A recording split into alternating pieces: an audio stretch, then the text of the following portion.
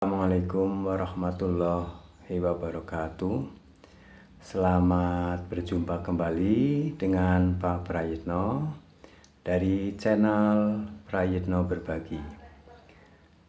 Alhamdulillah pada pertemuan sekarang ini kalian ya mudah-mudahan selamat, sehat walafiat, tetap semangat dalam belajar walaupun dalam situasi COVID-19. Jangan kendur, jangan sampai kalian lengah ya. Tetap jaga protokol kesehatan sehingga kehidupan kita akan normal. Baik, sebelum kita melanjutkan kita belajar bersama, mari kita berdoa sejenak ya. Mudah-mudahan dengan berdoa, bacaan basmalah, dan dengan doa masing-masing ya sesuai dengan keyakinannya akan mempermudah dan Allah akan memberikan kemudahan di dalam belajar. Berdoa mulai. Baik, alhamdulillah.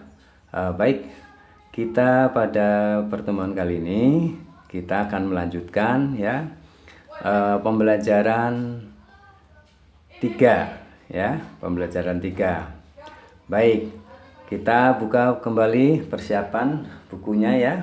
Nah, silakan kalian buka pada pembelajaran 3 ya. Pembelajaran 3 ini ya kita akan berlatih, kita akan mempelajari seperti apa materinya ya, mari kita ikuti. Pembelajaran 3 ini di sini ada sosok seorang anak ya yang sedang berlatih untuk silat.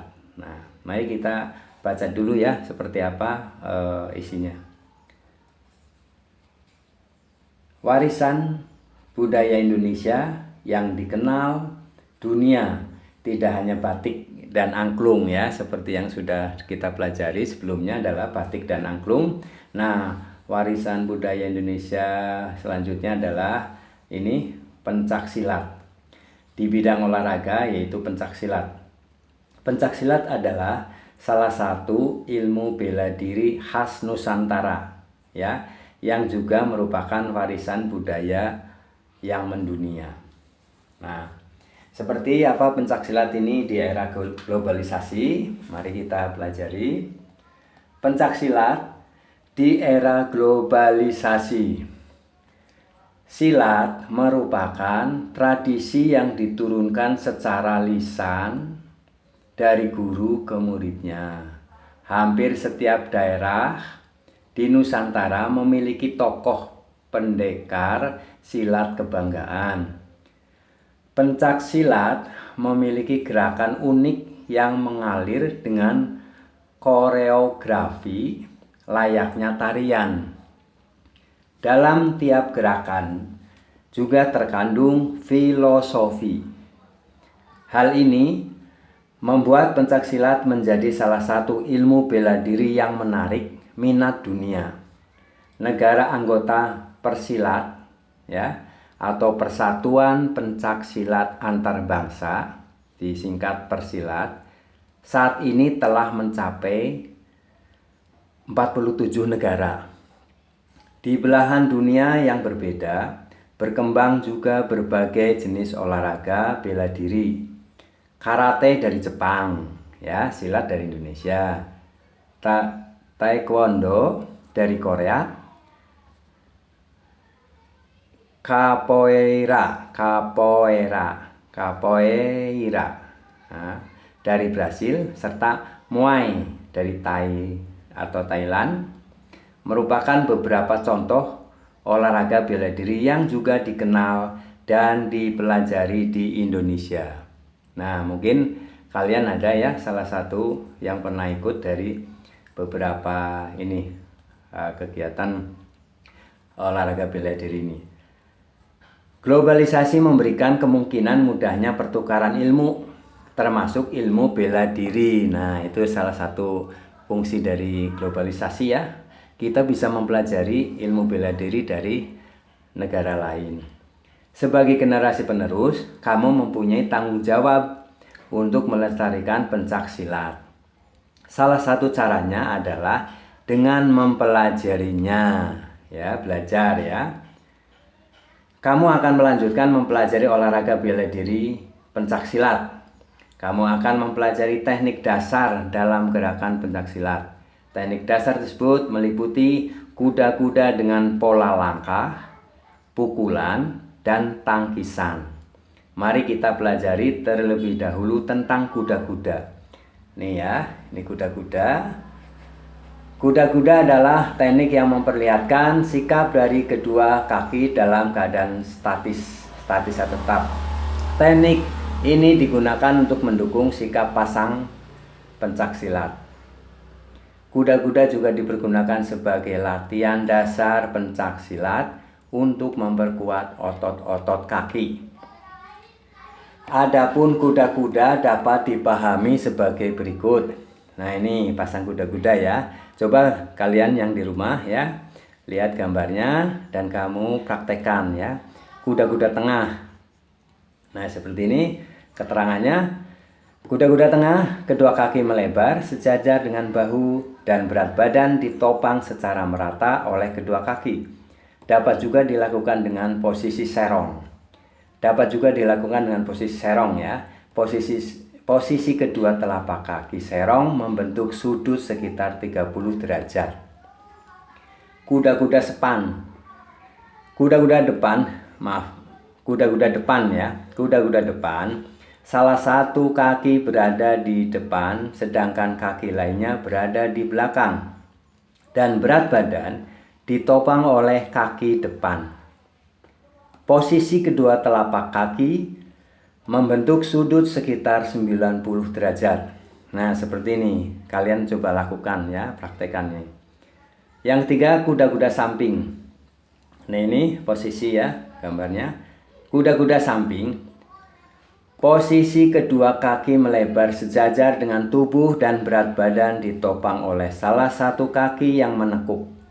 Posisi kedua, telapak kaki sejajar dengan membentuk sudut sekitar 60 derajat. Ya, mari kita pelajari berikutnya. Nah, seperti ini ya. Tentunya kamu telah mempelajari langkah-langkah silat sebelumnya ya. Langkah ke depan, ke belakang, dan samping.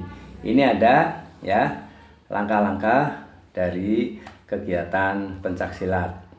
Kalian nanti akan pelajari lebih jauh ya pada waktu praktek di lapangan bersama Bapak guru olahraga kalian ya. Baik.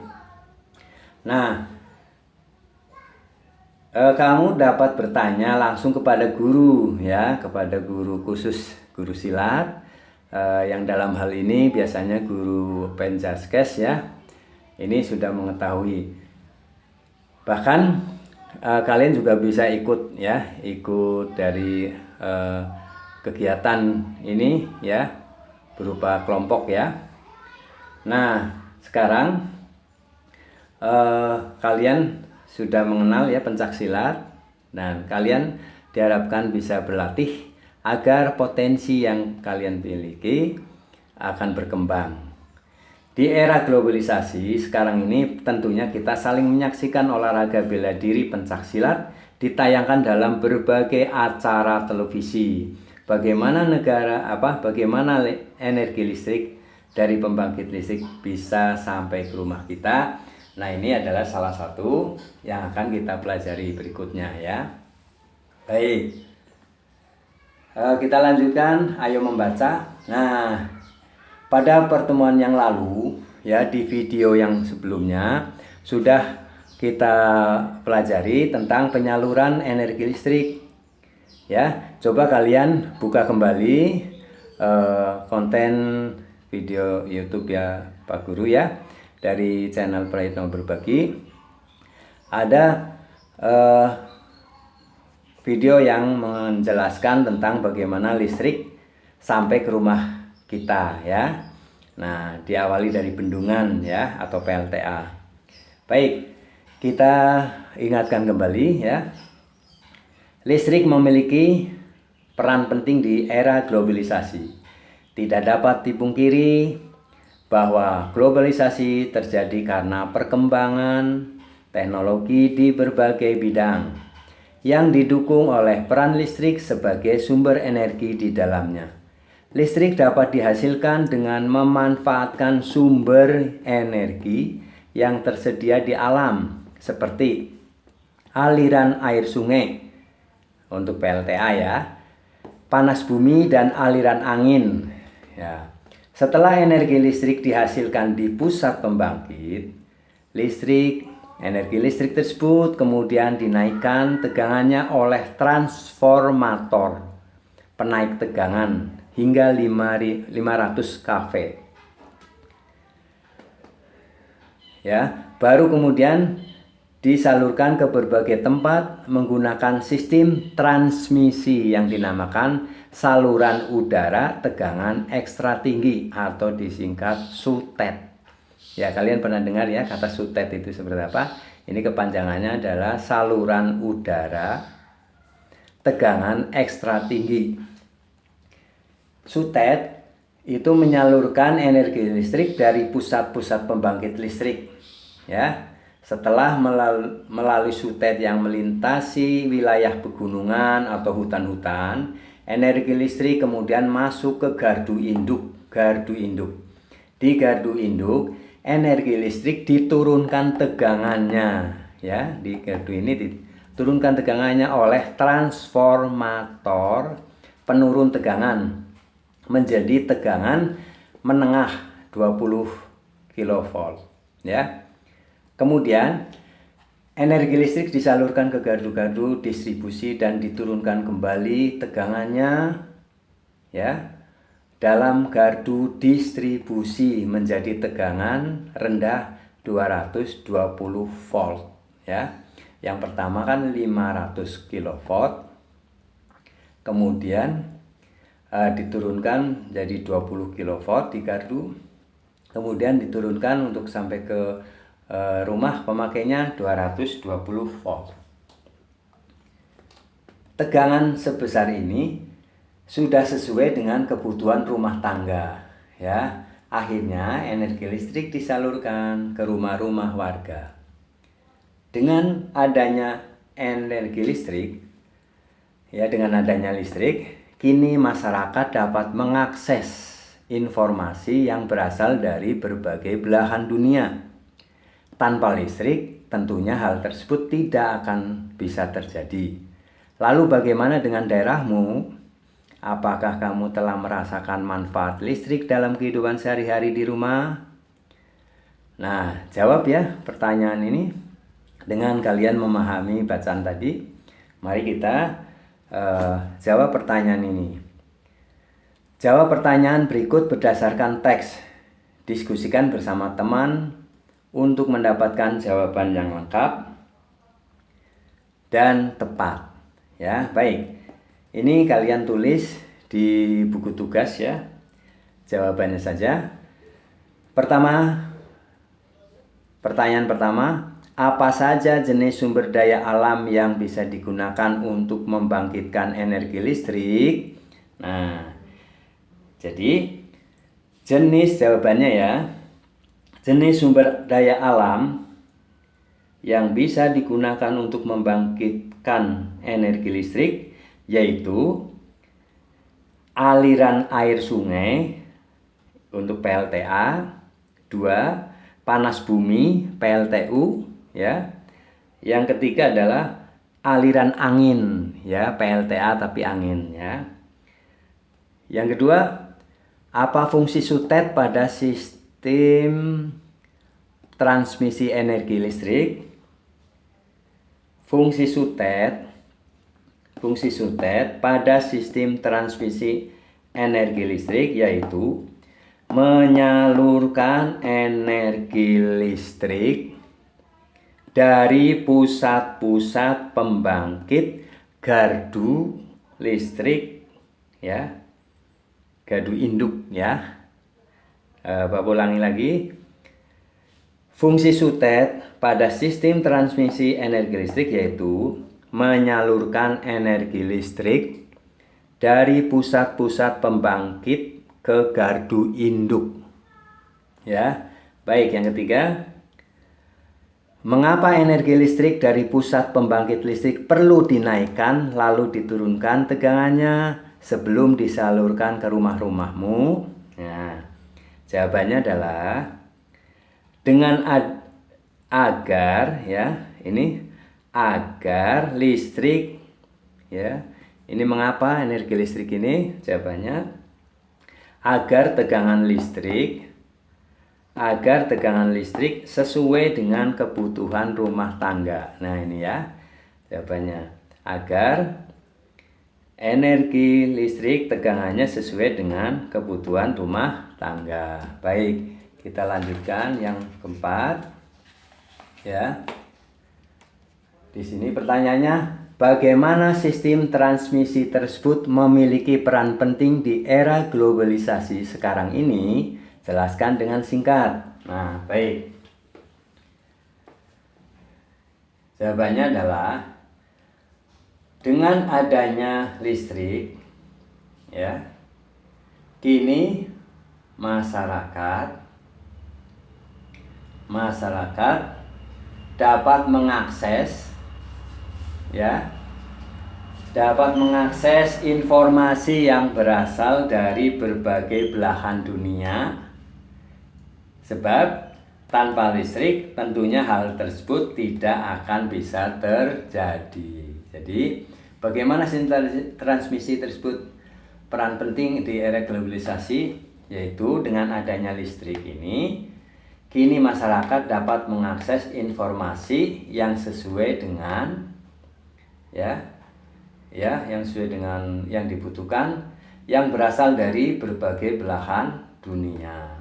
Ya, baik. Nah, kita lanjutkan. Berdasarkan hasil diskusi, tuliskan informasi penting dalam setiap paragraf dari teks tersebut di atas pada diagram berikut ini ya.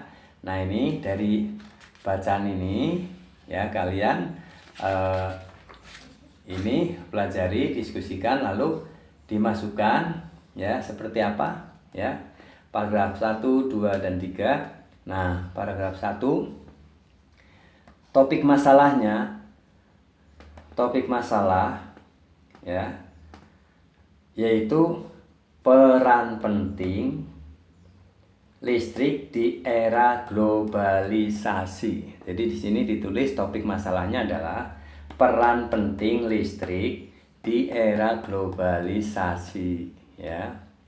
Nah, paragraf 2, deret penjelasnya adalah energi listrik dihasilkan di pusat pembangkit listrik. Energi listrik kemudian disalurkan ke gardu induk menggunakan sutet. Di gardu induk, energi listrik diturunkan tegangannya menjadi tegangan menengah 20 kV.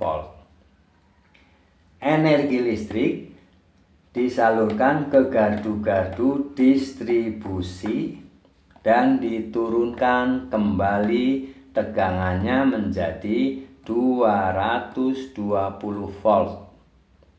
Energi listrik disalurkan ke rumah-rumah warga ya, itu ininya ya, untuk mengisi deret penjelas ini. Baik, untuk paragraf ketiga, kesimpulan dan pesan pendapat pribadi penulis ya. Kesimpulannya adalah dengan adanya listrik ya, kini masyarakat dapat mengakses informasi yang berasal dari berbagai belahan dunia. Ulangi lagi. Dengan adanya listrik, kini masyarakat dapat mengakses informasi yang berasal dari berbagai belahan dunia, ya. Tanpa listrik tentunya hal tersebut tidak akan bisa, ya. Ini ya, kalian isi ya. Boleh. Kita lanjutkan. Ayo menulis.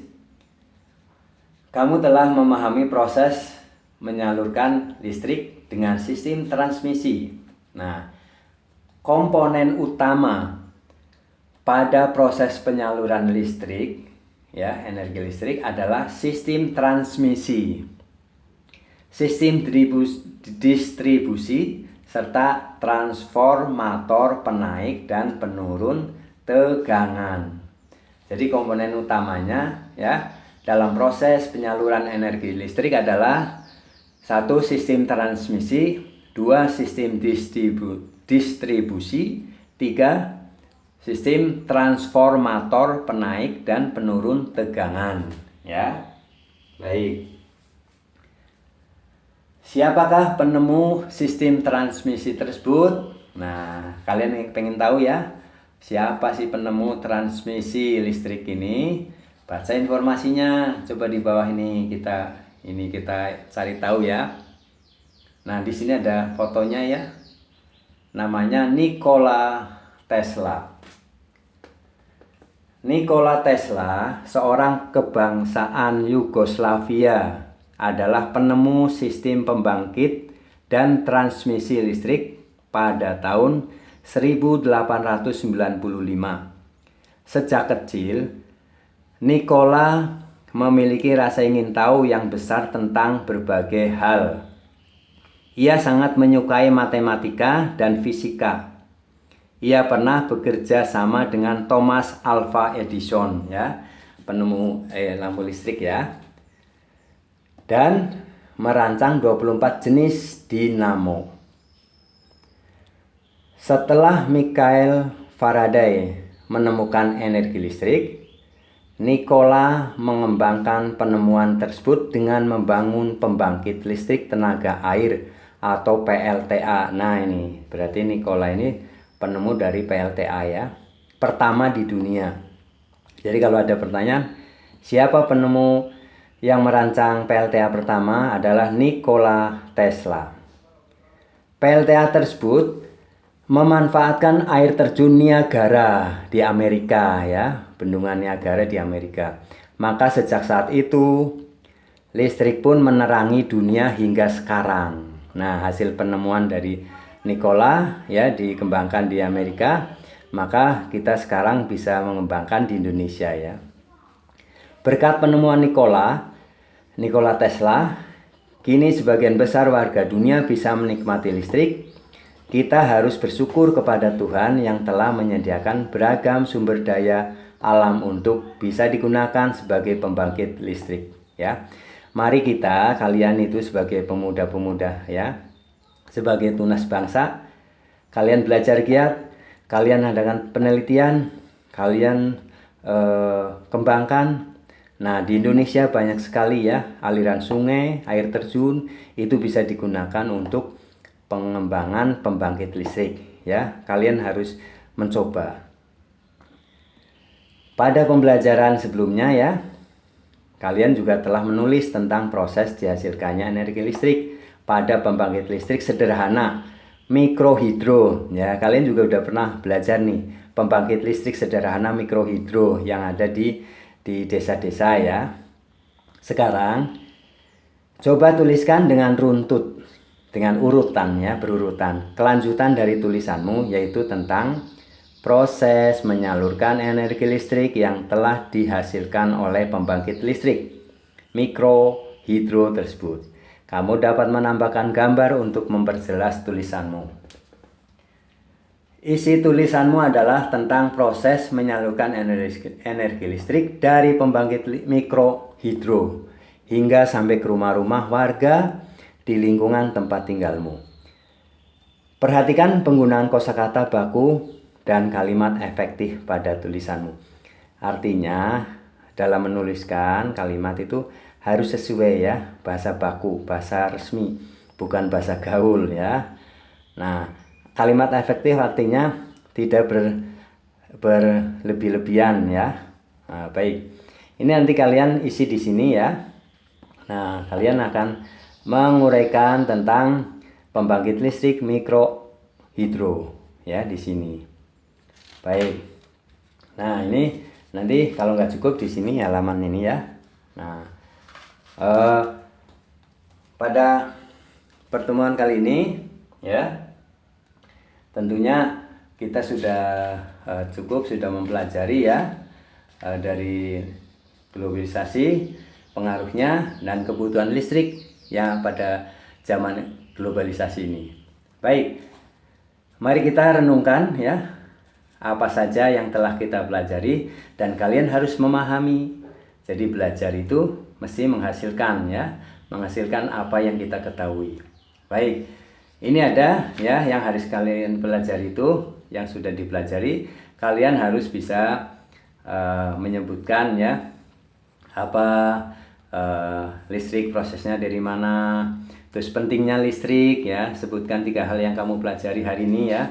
Sudah, apakah kamu sudah memahami? Kalau belum, silakan ulang lagi ya.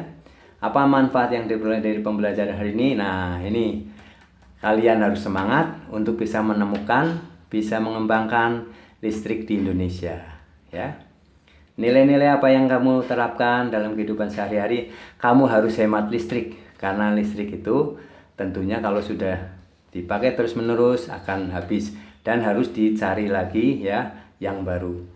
Baik, demikian ya pembahasan kita tentang tema 4, subtema 1, pembelajaran 3 ya. Nanti kita berikutnya akan mempelajari di pembelajaran 4. Baik, semoga penjelasan pembahasan dari Pak Praitno ini akan dipahami dan semoga kalian tetap semangat belajar. Kalian menjadi penemu-penemu ya, penemu pembangkit listrik ya di Indonesia, agar cita-cita kalian ya menjadi pemuda, menjadi manusia Indonesia yang beriman, bertakwa, cerdas, terampil ya, dan bertanggung jawab.